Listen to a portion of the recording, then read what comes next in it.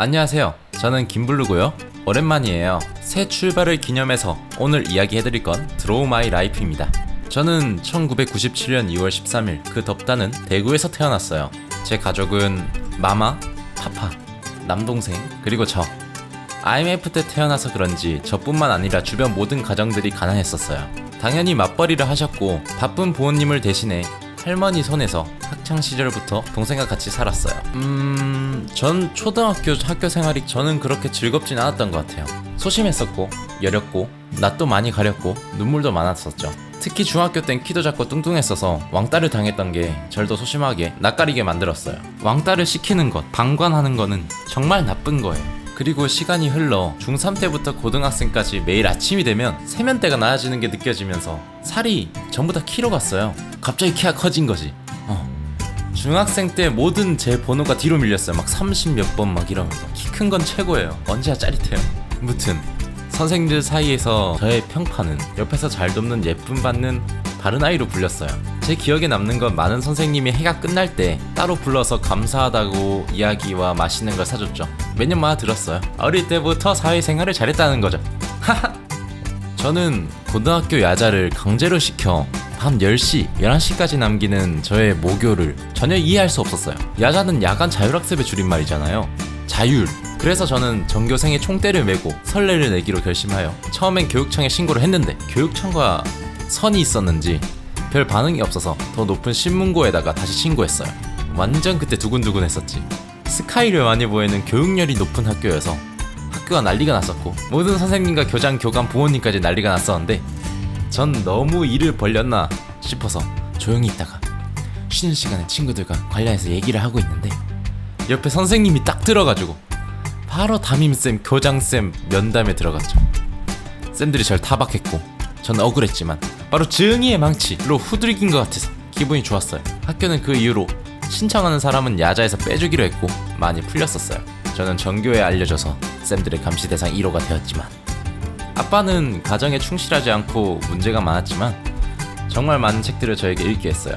어릴 때부터 매일 2시간씩 책 읽는 시간을 정해두고 읽게 하셨고 자신의 서재에서 책을 꺼내 거실 책상에 앉아 하루 종일 책을 읽곤 하셨어요. 물론 어릴 때 저는 게임하고 싶은데 정해둔 시간에 책 읽는 걸 싫어했고 메이플 스토리나 마법 천자문, 좀 더 커서 먼 나라 이웃 나라, Y, 성과 사춘기 등을 학교 도서관에서 많이 빌려봤죠. 아버님께서는 책은 어떤 책이라도 좋으니까 많이 보라고 하셨고 초, 중 매년 독서왕 상장을 받아 보여주면 성적이 잘 나온 것보다 이게 좋다며 몹시 기뻐하시고 외식을 갔었습니다. 그때부터 재미가 들려 학교에서 수업 공부보다 책만 읽었던 것 같아요. 물론 그러다 보니까 성적은 좋았으나 초중고 생활이 다 친구들과는 교류가 치아 친구 몇 없었어요. 실제로 책을 읽으면 시간이 엄청 빨리 가고 주변이 어두워집니다.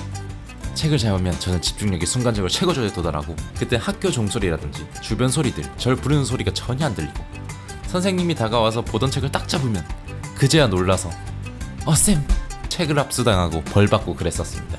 어머님 말로는 제가 5살 때부터 키보드에 손을 올렸대요. 그래서 그런가 컴퓨터를 무척 좋아했어요. 진짜 어릴 때부터 재미나라는 곳에서 게임이 있었는데 초록색 캐릭터가 밭에 식물을 키우고 제가 그 캐릭터를 씻겨주고 키우고 재우고 쇼핑도 하고 하는 게임부터 시작을 해서 유명 온라인 게임들 이후 쭉 게임을 직접 찾아보고 즐겼던 것 같아요.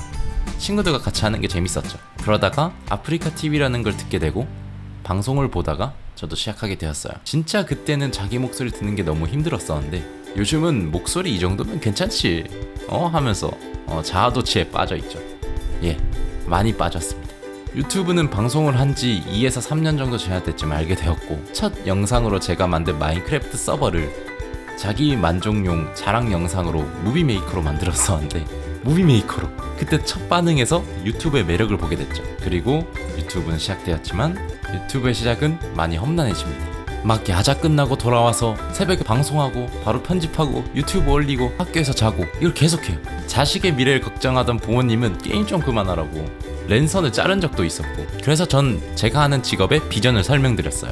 다른 부모님과 다르게 그래도 개방적인 부모님이라 너가 하고 싶은 것을 하되 너의 미래는 너가 알아서 책임지라며 응원해주셨어요. 다행히 MCN 계약서를 보시고 걱정을 많이 멈추셨고 학교를 졸업하고 독립을 꿈꾸며 서울로 올라갔습니다.